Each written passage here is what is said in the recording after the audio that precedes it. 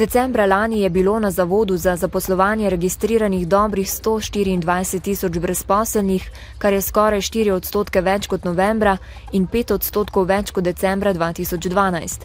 Decembra lani se je na novo prijavilo 10.970 brezposelnih oseb, kar je dobrih 20% več kot novembra.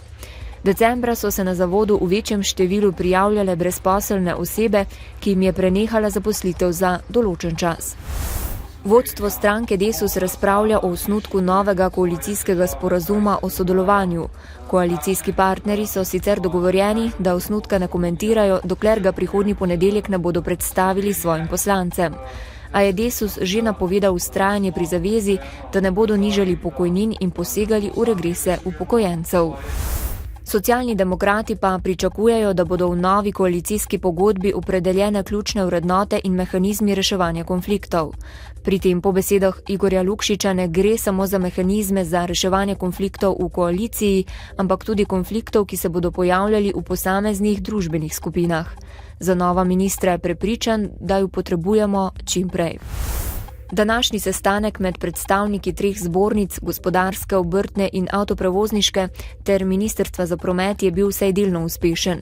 Na ministrstvu so namreč obljubili, da bodo prerazporedili del sredstev in pospešili obnovo dveh najbolj kritičnih mostov in na nekaterih za gospodarstvo pomembnih odsekih uredili enosmeren promet, da težjim tovornim vozilom ne bo treba delati obvozov.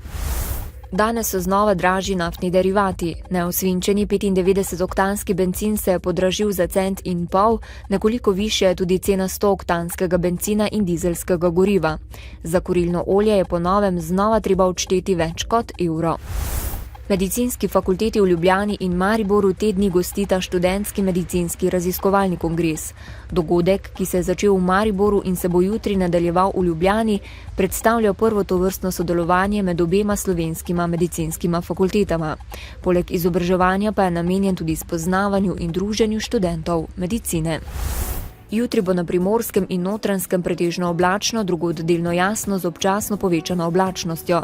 Zjutraj in deloma dopoldne bo po nekaterih nižinah megla, ki bo lahko jutri v Prekmurju ostala tudi čez dan.